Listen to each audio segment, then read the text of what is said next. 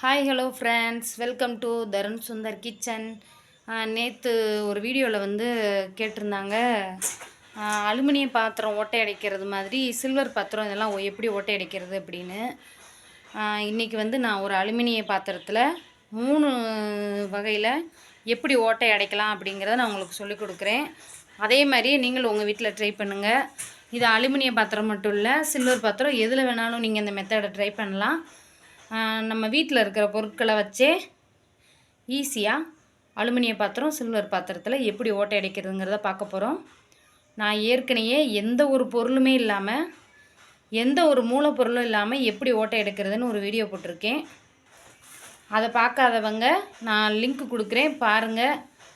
எந்த பொருளுமே இல்லாமல் வெறும் ஒரு சுத்தியில் வச்சு மட்டுமே எப்படி ஓட்டை அடிக்கிறது அப்படின்ட்டு ஈஸியான முறையில் நான் வீடியோ போட்டிருக்கேன், பாருங்கள்.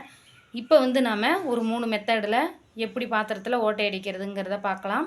வாங்க வீடியோக்குள்ளே போகலாம். Welcome to Tarun Sundar family. இப்போ என்கிட்ட உள்ளதெல்லாம் நல்ல பாத்திரம்தான், அதனால் நான் இப்போ பழசில் வந்த ஒரு பாத்திரத்தில் இருந்து இதெல்லாம் பார்த்திங்கன்னா, நம்ம புது பாத்திரம் வந்து அவங்க பழசை கொடுத்துட்டு வாங்குவாங்கள்ல புது பாத்திரமாக, அதில் வந்து இதெல்லாம் வாங்கினது, பழசு வாங்கினது. இதில் வந்து ஃபுல்லாக நெளிஞ்சதாக தான் இருந்துச்சு. ஓட்டையாக உள்ள பாத்திரம் எதுவுமே இல்லைங்க. நான் வேணால் உங்களுக்கு இதில் லேசாக ஓட்டை போட்டு காட்டுறேன்.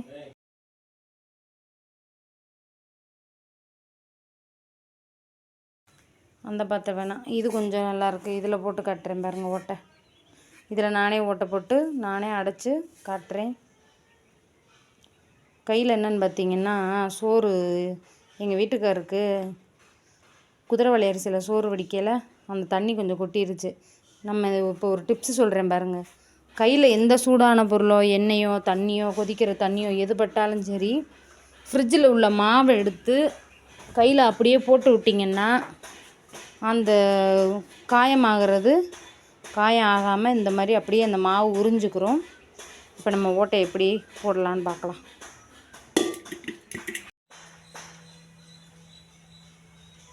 இப்போ இந்த பாத்திரத்தில் 3 ஓட்டை போட போகிறேன்.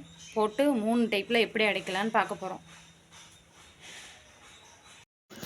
ஃப்ரெண்ட்ஸ், இப்போ வந்து பார்த்திங்கன்னா நான் பாத்திரத்தில் ஓட்டை போட போகிறேன். இப்போ சென்டரில் ஒரு ஓட்டை போட்டுக்கிறேன். இதேமாரி நீங்கள் சில்வரில் போட்டுறாதீங்க, சில்வர் ஓட்டையை அடைக்கிறது கஷ்டம். இப்போ நான் சொல்கிற 2 மெத்தட் நீங்கள் அலுமினியத்தில் ஓட்டை இருந்தால் ட்ரை பண்ணலாம். நான் சொல்ல போகிற ஒரே ஒரு மெத்தட் மட்டும்தான், கடைசியாக சொல்கிற ஒரு மெத்தட் மட்டும்தான் நீங்கள் சில்வர் பானையில் ட்ரை பண்ணணும். என்கிட்ட சில்வர் பானை ஓட்டையாக இல்லை, அதனால தான் நான் உங்களுக்கு அலுமினிய பானையிலே சொல்லித்தரேன். அலுமினிய பானை நமக்கு பேப்பர் மாதிரி தான், ஓட்டையை அடைக்கிறது ஈஸி. ஆனால் சில்வர் கொஞ்சம் கஷ்டம். இப்போ நான் அலுமினிய பானையில் 2வதாக ஒரு ஓட்டை போடுறேன். சைடில் பார்த்திங்கன்னா தெரியும், நான் ரொம்ப பெரிய ஓட்டையாகவே போட்டேன். ஆனால் உங்களுக்கு இந்தளவு ஓட்டை வராது, இருந்தாலும் நான் சொல்லி காட்டுறேன். இப்போ 2 ஓட்டை போட்டாச்சு. இப்போ நம்ம 3வதாக ஒரு ஓட்டை போட போகிறோம். அதையும் உங்களுக்கு நான் போட்டுட்டு காட்டுறேன். நாங்கள் இப்படி தாங்க ஆப்ப முடிக்கலாம் காதடிப்போம் ஓட்டை போட்டு, அதனால தான் நான் உங்களுக்கு ஈஸியாக ஓட்டை போட்டேன். இப்போ ஃபஸ்ட்டு மெத்தடு நான் ஏற்கனவே இந்த வீடியோ போட்டிருக்கேன், பார்க்காதவங்க லிங்க் கொடுக்குறேன், பாருங்கள். இப்போ ஓட்டை எப்படி அடைக்கிறதுன்னு பார்க்கலாம். ஒன்றுமே இல்லைங்க, இந்த கறவை மிஷின் இருக்கிற இதில் மேடான பகுதி, அதில் இந்த மாதிரி பானையை வச்சுக்கிறணும். வச்சுட்டு அந்த ஓட்டையை மட்டும் அடைக்கணும். இதை எப்படி அடைக்கிறதுன்னு பார்த்திங்கன்னா, சுத்தியல் இதுக்குன்னு சுத்தியல் வளைவாக இருக்கும். நம்ம வீட்டில் உள்ள சுத்தியல் மாதிரி இருக்காது பாருங்கள், வளைவாக தெரியுதா? இதை வச்சு தான் பாத்திரத்துக்கு பொட்டெல்லாம் அடிப்போம். இதை வச்சு இந்த மாதிரி தட்டுனா அந்த ஓட்டையே மறைஞ்சிரும். இது ஏற்கனவே நான் சொல்லியிருக்கேன் இந்த மெத்தடு, இருந்தாலும் பார்த்துக்கோங்க. ₹1 கூட செலவே இல்லாமல் வீட்டில் இருக்கிற சுத்தியில் வச்சே நம்ம இந்த மாதிரி ஈஸியாக ஓட்டையை அடைச்சிடலாம். சில்வர் பாத்திரத்தில் இந்த மாதிரி தட்டுனா அது ஓட்டையை அடைக்க முடியாது, வெல்டிங் தான் வைக்கணும். நான் இப்போ 3வதாக ஒரு டிப்ஸ் கடைசி சொல்லுவேன், அதை மிஸ் பண்ணாமல் பாருங்கள். அது ஒன்று தான் நம்ம சில்வர் பாத்திரத்தில் யூஸ் பண்ணக்கூடிய டிப்ஸு. இப்போ இது 2வது ஓட்டையை நம்ம எப்படி அடைக்கலான்னு பார்க்கலாம். இதுவும் நம்ம அலுமினியத்தில் தான் இந்த மாதிரி அடைக்க முடியும், சில்வரில் அடைக்க முடியாதுங்க.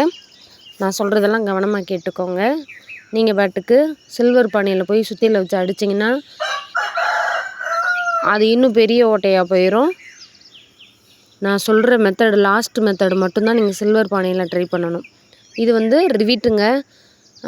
இட்லி பானையிலலாம் எண்ணெய் சட்டியிலலாம் அந்த காதில் கைப்பிடி இருக்கும்ல, அதில் பார்த்திங்கன்னா இந்த மாதிரி இருக்கும்.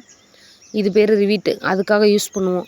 உங்கள் வீட்டில் வீணாக போன கடாயில் உள்ள எண்ணெய் சட்டி காதில் சும்மா இருந்துச்சுன்னா நீங்கள் அதை எடுத்து இதுக்கு யூஸ் பண்ணிக்கோங்க. இப்போ இந்த ரிவீட்டை நான் எப்படி யூஸ் பண்ணுறேன்னு பாருங்கள். இதை இப்படி கூடி உள்ளே கொடுக்கக்கூடாது, வெளியில் கூடி தான் கொடுக்கணும். நான் உங்களுக்கு மறுபடியும் வச்சு காட்டுறேன். இப்படி நம்ம உள்ளே கூடி கொடுத்தோன்னா அந்த ஓட்டை வந்து மறையாதுங்க. பாருங்கள், இது வெளியில் வந்து நம்ம விளக்கும் போது கொஞ்சம் கஷ்டமாக இருக்கும். அதனால் இதை வச்சு நம்ம அடித்து ஓட்டையும் அடைக்க முடியாது. அந்த ரிவீட்டை வந்து நம்ம வெளிப்பக்கமாக கூடி உள்ளே அனுப்பணும். இப்போ ஆணி அடிப்போம்ல சவுத்தில், அந்த மாதிரி அடிக்கணும். இப்போ நான் உங்களுக்கு வெளியில் எடுத்து வச்சு காட்டுறேன் பாருங்கள். இதை இப்படி ஆணி அடிக்கிற மாதிரி வெளியில் வச்சு இப்போ நம்ம அதை வந்து அந்த கறவை மேலே வச்சு சுத்தியிலால் அடித்தோம்னா உள்பக்கம் கூடி அடிக்கணும். பாருங்கள், அந்த ஓட்டையை ஃபுல்லாக கவர் ஆக்கிருச்சு. இதை அடித்தாலே போதும், அப்படியே அந்த ஓட்டை மறைஞ்சு போயிருங்க. பெண்களுக்கு நம்ம வீட்டில் ஏதாவது பாத்திரம் ஓட்டையாக இருந்தால் ரொம்பவே கஷ்டமாக இருக்கும். நிறைய பாத்திரம் குட்டி குட்டி ஓட்டையாக தான் இருக்கும். அதை வந்து நீங்கள் யூஸ் பண்ண முடியாமல் வச்சுருப்பீங்க. இந்த மாதிரி பண்ணும்போது உங்களுக்கு அந்த பானை எதுக்காவது ஒரு விதத்தில் யூஸ் ஆகும். இந்த 2 ஓட்டையை அடைக்கிற முறைகளிலையுமே நீங்கள் அடைச்சிட்டு சமைக்கலாங்க. நான் 3ஆவதாக சொல்ல போகிறதுல மட்டும் நீங்கள் தண்ணி பிடிச்சி வைக்கலாம், அதில் ஏதாவது கொட்டி வைக்கலாம். ஆனால் சமைக்க முடியாது. 3ஆவதாக சொல்ல போகிற டிப்ஸை மறக்காமல் கவனமாக கேளுங்க. இப்போ 2வது டிப்ஸு, இப்போ நம்ம சுத்தியிலால் அடிக்க போகிறோம். இந்த மாதிரி நம்ம உள்ளே இருந்து தட்டும்போது இங்கே உள்ளது வந்து இது அந்த ரிவிட்டுமே அலுமினியம் தான். இப்போ நம்ம நல்லா தட்டும்போது நல்லா ப்ரெஸ் ஆயிரும். இப்போ அந்த ஓட்டை மறைஞ்சிரும். வெளியில் அந்த ஆணியோட ரிவிட் இருக்கு இல்லையா, அதோட கொண்ட பகுதி அந்த ஓட்டையை நல்லா ஃபுல்லாக கவர் பண்ணிடும். இப்போ பார்த்திங்கன்னா சூப்பராக செலவே இல்லாமல் 2வது ஓட்டையை அடைச்சாச்சுங்க. இந்த ரிவிட்டு உங்கள் வீட்டில் உள்ள அலுமினிய பாத்திரத்தில் எல்லாத்துலேயுமே இருக்கும். தேவையில்லாமல் இருந்தால் எடுத்து வச்சுக்கோங்க. இல்லைன்னா பாத்திரக்காரவங்க யாராவது வந்தால் கேளுங்க, தருவாங்க. இது ரொம்பலாம் காசு கிடையாதுங்க. கிலோவே அந்த கிலோ கணக்கில் தருவாங்க, குட்டி குட்டியாக இருக்கும். அதனால் ஒன்று கேட்குறதுனால யாரும் தராமல் இருக்க மாட்டாங்க. இப்போ 3ஆவது ஓட்டையை அடைக்க போகிறோம். இதை தாங்க நீங்கள் சில்வர் பாத்திரத்தில் இந்த டிப்ஸை வந்து ட்ரை பண்ணி பார்க்கலாம். நான் முதல்ல சொன்ன 2 டிப்ஸை ஃபாலோ பண்ணி நீங்கள் அந்த அலுமினிய பாத்திரத்தில் சமைக்கலாம். இப்போ 3ஆவது இந்த எம்சில் இருக்குது பார்த்திங்களா, இது வெறும் 10 ரூபா தாங்க. இந்த 10 ரூபா வந்து எம்சியில் எப்பயுமே ஓட்டை இருக்கிற பாத்திரத்தில் வெளிப்பக்கமாக செட் பண்ணணும், உள்பக்கமாக போடக்கூடாது. பாத்திரத்தில் நம்ம வெளிப்பக்கமாக செட் பண்ணும்போது தான் அதோட கெமிக்கல் பவர் வெளியிலேயே போயிடும். இது வந்து நம்ம யூஸ் பண்ணதுக்கப்புறமா அதோட கெமிக்கல் பவர் குறைஞ்சிரும். நம்ம யூஸ் பண்ணும்போது பத்திரமா கையெல்லாம் கழுவிட்டு யூஸ் பண்ணுங்கள். யூஸ் பண்ணிட்டும் கழுவிடுங்க, கெமிக்கல் தான், அதனால் ஒன்றும் பிரச்சனை இல்லை. இப்போ இதில் உள்ள எம்சியில் உள்ள 2யுமே மிக்ஸ் பண்ணணும். உங்களுக்கு எப்படி மிக்ஸ் பண்ணணும்னு தெரியும் நினைக்கிறேன். தெரியாதவங்க பாருங்கள். ஒன்று வந்து கொஞ்சம் ஒயிட்டாக இருக்கும், ரொம்ப ஒயிட்டாக இருக்காது, கொஞ்சம் நார்மல் ஒயிட்டாக இருக்கும். இன்னொன்று வந்து பிளாக்காக இருக்கும். சாம்பல் கலரில் ஒன்று, கருப்பு கலரில் ஒன்றுங்க. இது 2யுமே நம்ம கொஞ்சம் கொஞ்சம் எடுத்துக்கிறோம். சின்ன ஓட்டை தானே, இந்த மாதிரி கொஞ்சமாக எடுத்துக்கோங்க. என் ஒரு கையில் ஃபோன் இருக்குது, கேமரா, அதனால் என்னால் காலை வச்சு எடுக்கிறேன், இதை நினச்சிக்கிறாதீங்க. இப்போ 2யும் நம்ம நல்லா கையில் போட்டு பிசைஞ்சிக்கலாம்.